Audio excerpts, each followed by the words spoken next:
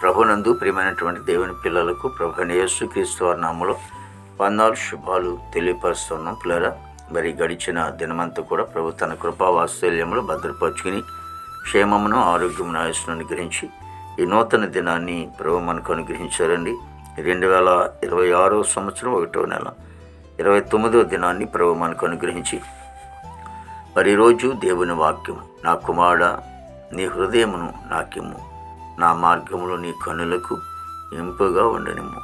సామెతల గ్రంథము 23వ అధ్యాయము 26వ వచనమండి. వాక్యం నమ్మదగినది, పూర్ణాంగీకరమునకు యోగ్యమనేది. దేవుని వాక్యం సెలవిస్తూ ఉంది, నా కుమారుడా నీ హృదయము నాకు ఇమ్మంటున్నాడు. ఎందుకంటే హృదయము అన్నిటికంటే మోసకరమైనదని లేఖనం సెలవిస్తోంది. అది భయంకరమైనటువంటి వ్యాధి గలది.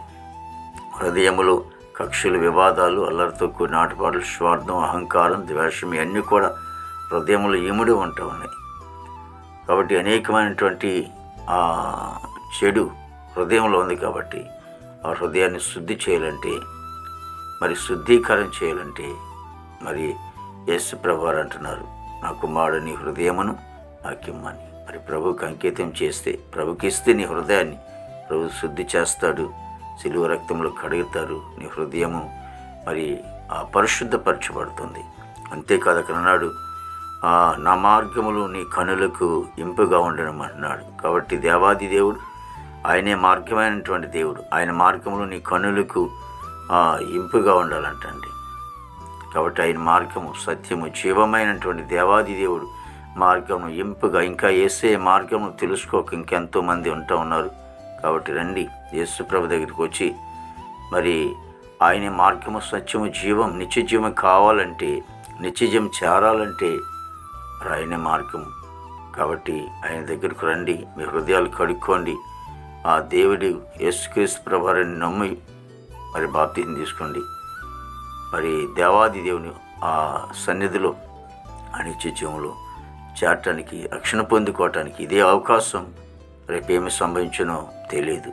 కాబట్టి సమయం ఉండగానే ప్రభు దగ్గరకు వచ్చి మారు మనసు పొంది బాప్తిజం తీసుకున్నట్లయితే మీరు కూడా దేవుని పిల్లగా తీర్చిబడే కృప దొరుకుతుంది. మహాపరిశుద్ధుడు, ప్రేమగల తండ్రి, కృపలేసునికి వందనాలు, స్తోత్రాలు, స్తుతులు చెల్లిస్తున్నాం ప్రభు. గొప్ప దేవుడు, ఆశ్చర్యకరడానికి వందనాలు నాయన.